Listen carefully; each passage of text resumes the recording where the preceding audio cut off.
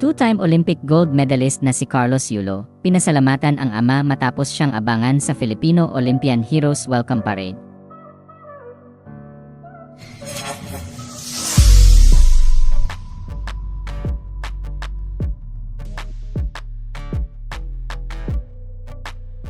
Nitong Miyerkules, August 14, 2024, nang mag-post ang two-time Olympic gold medalist na si Carlos Yulo sa kanyang social media account.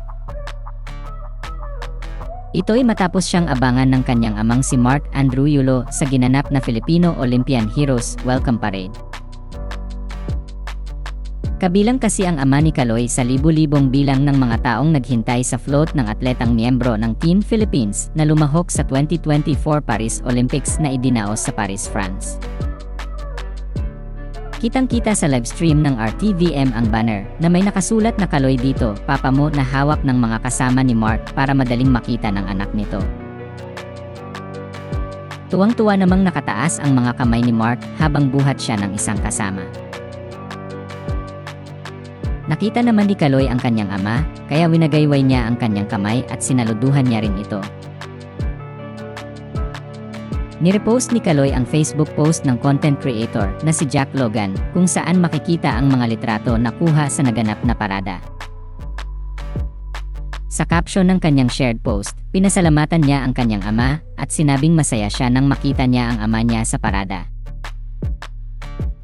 Humingi rin siya ng paumanhin sa kanyang ama dahil marami ang nagpa-autograph sa kanya at hindi rin siya masyadong nakakaway.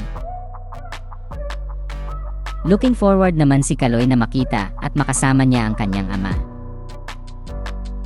Anya, maraming salamat pa, masaya ako nakita kita doon nakasuporta. Pasensya na pa hindi ako masyado nakakaway, ang daming nagpa-autograph hehe. Kita-kits soon pa. Samantala, ibinalita ng GMA News na nanood ng Filipino Olympian Heroes Welcome Parade ang lola ni Kaloy na si Angelita Pupis nang dumaan ang float ng mga atletang Pinoy sa lugar nila sa Leveriza, Malate, Maynila. Ayon sa ulat ng ABS-CBN News, nagdesisyon si Lola Angelita na manood ng parade matapos siyang makumbinsi ng kanyang mga kapatid. At kalaunan ay sumama siya sa kanyang mga apo at iba pang kamag-anak na matyagang nag-abang sa may Quirino Avenue malapit sa kanto ng Leveriza. Sinabi ni Lola Angelita sa panayam sa kanya ng ABS-CBN News na masaya siyang makita ang kanyang apo kahit papano.